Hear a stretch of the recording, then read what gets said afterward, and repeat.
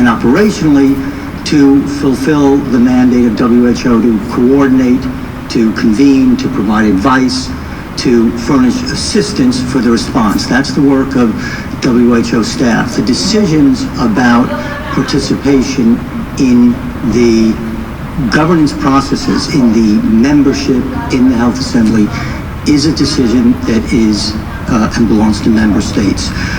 But within the technical work that we do, as Maria has made clear, there are a range of areas that we cooperate, work with, engage with Taiwanese experts, both within the context of this current pandemic and generally. And we listed those, and they're available on our website. I think just again to remind of three of the key ones for the response now. There is a point of contact within Taiwan CDC that has access to the International Health Regulations event information site. This is the key platform for exchanging information among all the parties and stakeholders in the International Health Regulations. There are two of the key clinical networks that Taiwanese experts participate in: the Clinical Management Network and the Infection Prevention and Control Network. These networks meet at least once a week, sometimes twice a week. And there is the direct contact between WHO at a technical level, Maria just mentioned these, and Taiwan CDC. These are very important to ensure an exchange. We are looking at other ways to do so as well as this evolves and as the expertise from wherever can contribute to the response efforts. So I hope that answers the question about the technical work that is ongoing and the area that is really in the hands of member states, the formal participation of in WHO governance bodies like the World Health Assembly. Well, maybe I could just add to this. I think it is important. The health authorities in Taiwan and Taiwan CDC deserve praise. They've mounted a very good public health response in Taiwan, and you can see that in the numbers. And we have praised that, and we've seen similar approaches taken in Hong Kong, SAR, and across China. And we are observing, and we are watching, and we are bringing Taiwanese colleagues into the networks, the technical networks, so they can share their experience, and they can both contribute their knowledge, but also seek new knowledge from outside. And I do believe that health experts from Taiwan CDC were involved in one of the initial missions in China with colleagues from Hong Kong, SAR, as a joint mission to Han by the National Health Commission in Beijing. So that there, as Steve has said, these kinds of scientific collaborations without China are extremely important. But Taiwan health authorities, Taiwan CDC, professionals and health workers in Taiwan, they're still in the front line. They've served and they have done service to their populations, and as many others have around the world. And from our perspective, we all stand with our professional, scientific and health colleagues everywhere. Thank you very much. Now we will go to Simon Ateba from Today's News Africa. Simon, can you hear us? Yes, I can hear you. Thank you for taking my question. My name is Simon Ateba from Today News Africa, and my question is on Africa, not just sub-Saharan Africa. We know that the cases have escalated in the past few days. We have almost 1,000 dead now. We have more than 17,000 cases. So is there anything that we can do in sub-Saharan Africa at this moment that containment seems to have failed? And if I can quickly add something also, here in the US we have in the past 72 hours, we've had 11,000 dead, we've had almost 100,000 new infections. At the same time, we hear authorities saying we are almost reaching the peak. So my question is, when can countries know that the peak is close or has been reached? Thank you.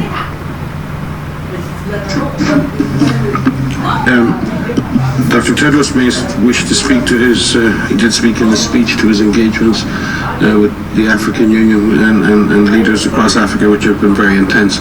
I know our regional director for Africa, Chidi Moeti, has been deeply involved, as have our teams.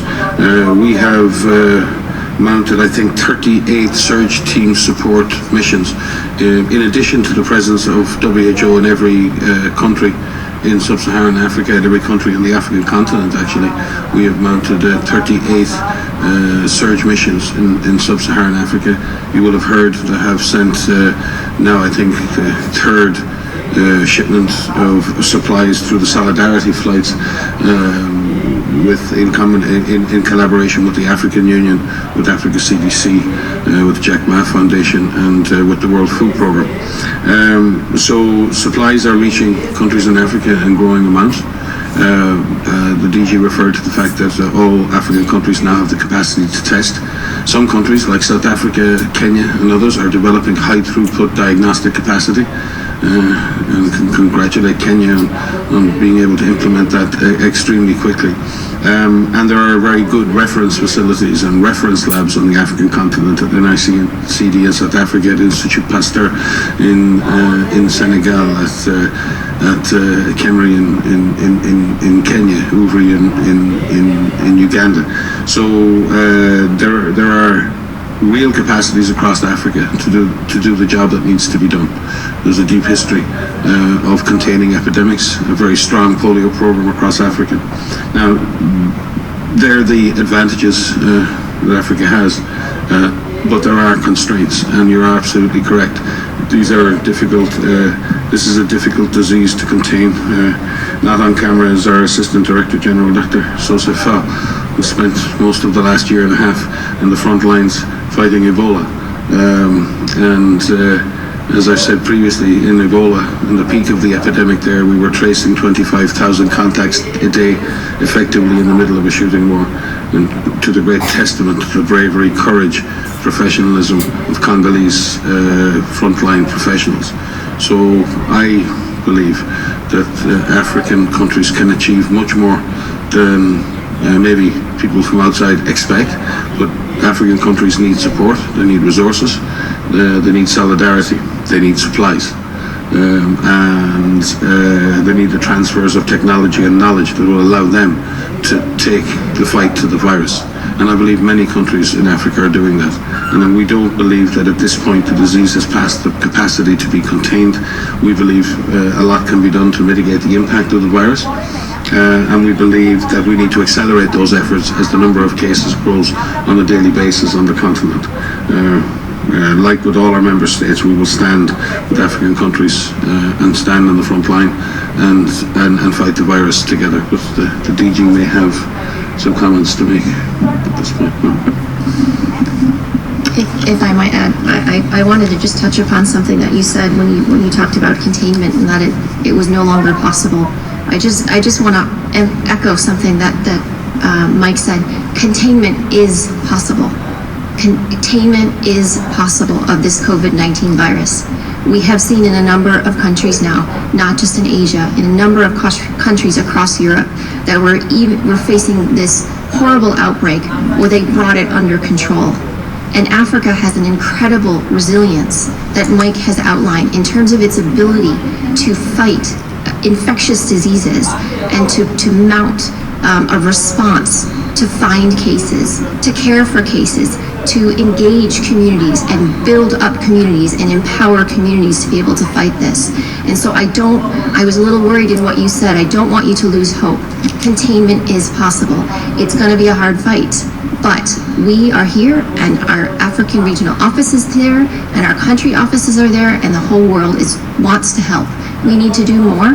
We need to empower everyone with the ability to test and to find cases, to have treatment centers available so that people can be cared for appropriately, to make sure that we practice physical distancing, to be able to have hand washing stations where we don't have running water. There's a lot that we can do, and I just wanted to highlight that containment is possible. This virus is containable. Thank you very much. We have a time maybe for one, eventually two questions if we are very fast. We go to our friend John Zaracostas. John. Afternoon. I was wondering, can you hear me, sir? Yes, please. Yes. Good afternoon. Coming to the comments of Dr. Tedros earlier on introducing strict disciplines on wet markets when they're reopened, we've been through this debate before with SARS, with Avian, calling for good animal husbandry, and there have been some exemplary examples to my knowledge, and Vietnam has been one of them. And how much is Vietnam's very good performance in this pandemic due to that very, very good animal husbandry? Hi, John. We miss you at the press conferences. I think, well, obviously, Vietnam deserve praise for anything they do to manage the animal-human interface, but in this particular case, their performance in containing the disease has been in relation to imported cases in humans. So in that sense, I wouldn't believe that necessarily it's probably protecting Vietnam from other diseases, but at this point it's been the public health action and the action of the government with an all-of-government approach that has led to a pretty good performance in controlling the spread of the disease. With regard to the broader issues in terms of markets and other things, we have work to do. A lot of work has to be done at the national level. A lot of work has to be done at the international level. It needs a One Health approach. We have a tripartite arrangement with our colleagues at OIE and FAO, but this is what many have been speaking about for many years. We live on one planet, and we need a One Health approach. And threats to human health in the main come from the animal kingdom or epidemic threats, emerging diseases and zoonosis. So managing the interface between animals and humans is extremely important, and that interface has been stressed by climate variability, by environmental exploitation, by the illegal trade in wildlife, and many, many other factors. And like those other things like climate change, it's not that possible to deal with simplistic. There's no simple way to deal with that. It requires a complex, again, all of government response. It requires an approach to regulation that doesn't drive things underground. It's really important at this point that we ensure that right now around the world there's a lot of illegal trade in wildlife. And we need to be very, very sure that markets are safe, they're well regulated, they're well run. But as the Director General has said, many, many millions of people get their primary source of nutrition from such markets. How do we make markets safe? How do we make markets do their job, which is provide nutritious food for people in a manner which is safe? And that's going to require a very deep discussion between countries, within countries, and across sectors in order for that to happen. I would like to add to that. My background is in emerging diseases and zoonotic pathogens. These are viruses that jump from animals to humans.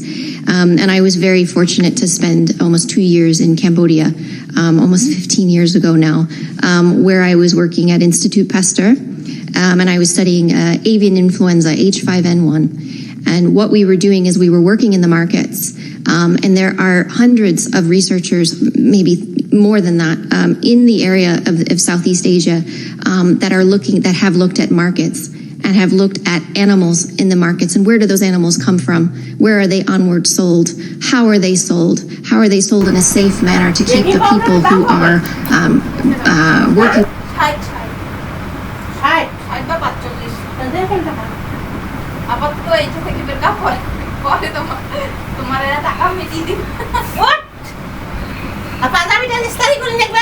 Cambodia, what we've learned from Thailand, what we've learned from China, in terms of the safe operation of these markets, needs to be done. What we've learned from Thailand, it needs to be done better. It needs to be done better in terms of the safe operation of these markets. And we work very closely with ICAO and with OIE. It needs to be done better. Guidance on how these markets can be operated safely. And we work very closely to ensure that we prevent and we minimize the guidance on how these markets can be operated safely, to ensure that we prevent and we minimize the opportunity for these viruses to jump from animals to humans. So there is a long way to go there, but we have learned a lot over the years with avian influenza, with SARS, and we still need to learn about COVID-19 and the zoonotic origins of COVID-19. Thank you very much. So I'm looking at time, and thank you very much. I'm looking at time, and unfortunately we'll have to conclude here. But obviously, unfortunately we'll have to. We do apologize here to many journalists. But obviously we will see you. And we'll take last questions, but we do apologize our best to many journalists. If you have questions that you need answers, and we're immediately to please send our best to media have the questions that you need answers. We will immediately please send to you shortly media as always. .int will have audio file very nicely sent to you shortly, and transcript as always tomorrow. I wish you a very nice weekend. Thank you so much. So have a nice weekend. Bon weekend.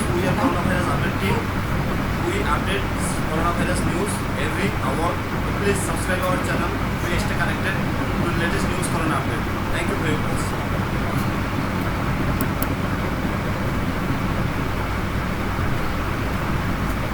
কি করছিস না কেন না পায় না যায় দাসে আছে এটা কি আছে ওইটা আছে এটা আপনি শোনা পাবেন না ওইটা শোনা আরে তাহিরের গানের কথা বসত পাড়া চলে গেল কি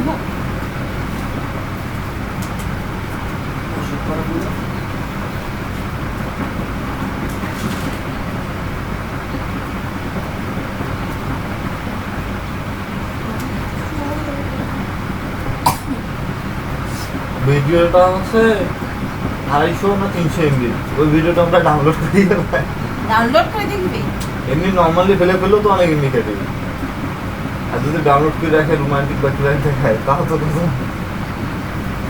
বন্য আইটাকে করতে দিবে আমটা তো দিলে বলো আমটা অনেক বড় হয়েছে তো গাড়ি হয়েছে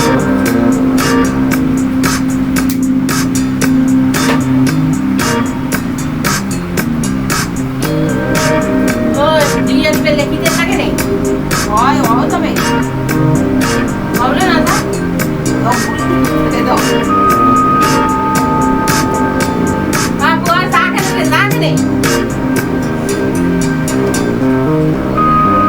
যা আমার মতো হতে চায়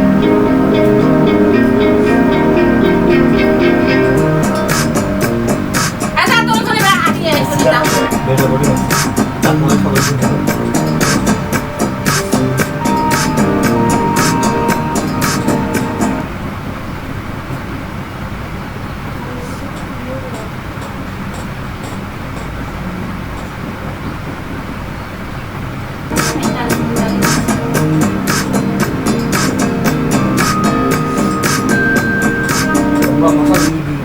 মুঝে আলাদা করে আসিয়া আসলে গোসল করা হয়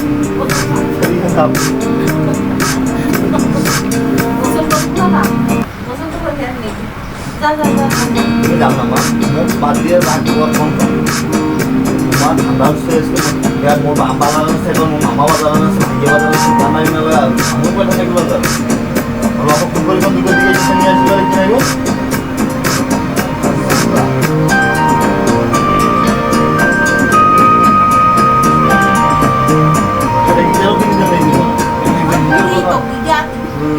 গিটার থেকে আমি গিটার বাজানো হয়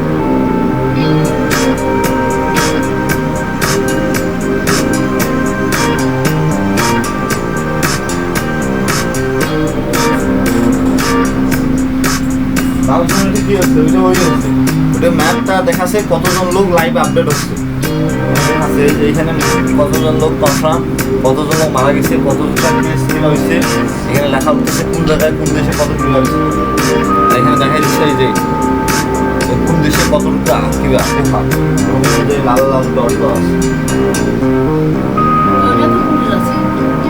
পুরো বিদেশ ছড়া গেছে সব দেশে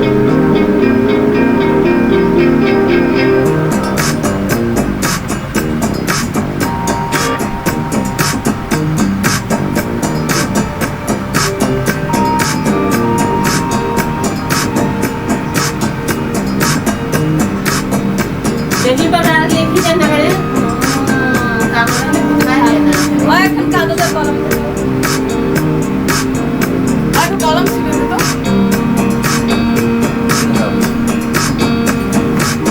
আরে ওই এত অফার মাল দিলে বেকিং পাউডার এটা মনে রাখেন না ভাই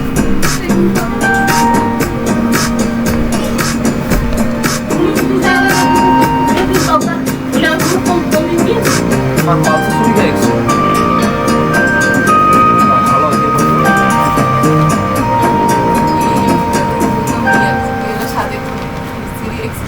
আমি কি আপনার আঁকা কখনো খারাপ করছি মনে করেন নিজেকে পুরো বান্ধব একটা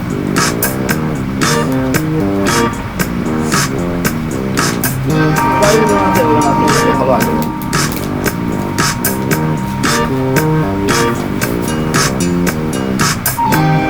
না খারাপ নেই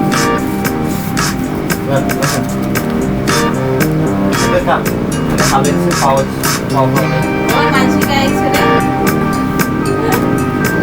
Then I like to love to see the guy.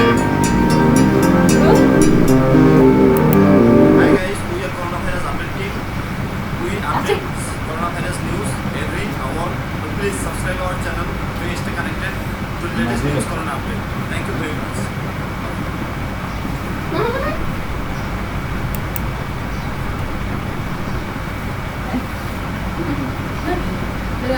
Relax.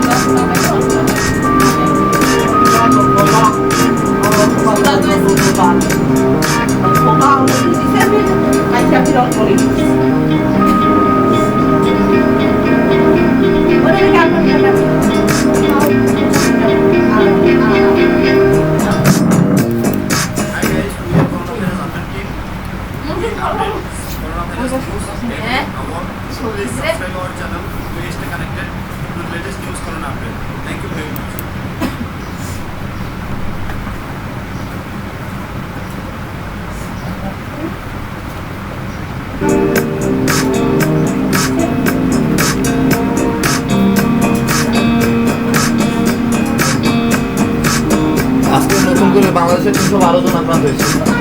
হ্যাঁ 312 বাইরে 312 কেরালা বাইরেটা দিকে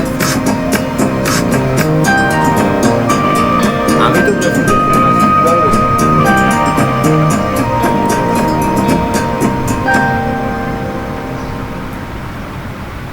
এটা রাইট না ওই দেখেন টেস্টার কিবা পুরো প্রফেশনাল হয়েছে আমাদের এটা এগুলো দেখা যাবে সিস্টেম কোথা বসে আরে বাবা শুরু গেছে মাংমাই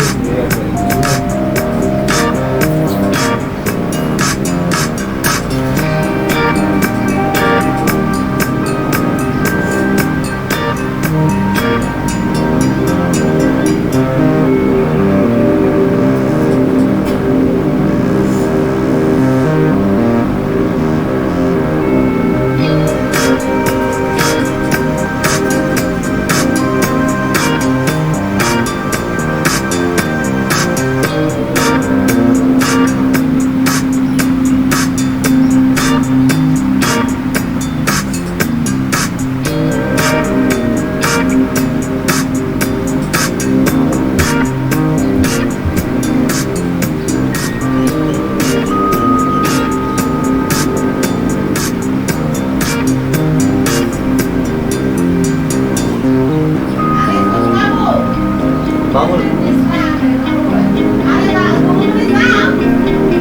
বুঝলাম না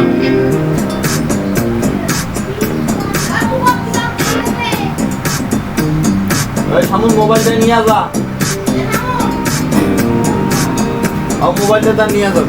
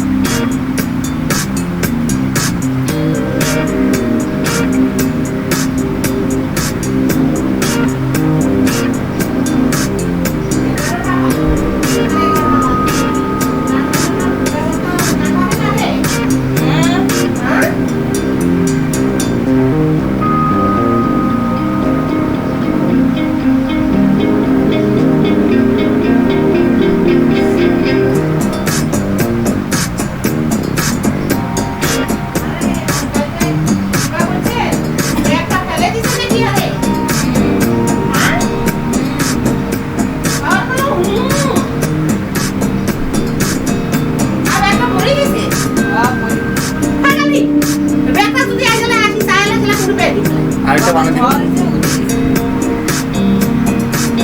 এটা মাইক কোনো দোষ নেই, কোনো হাত নেই।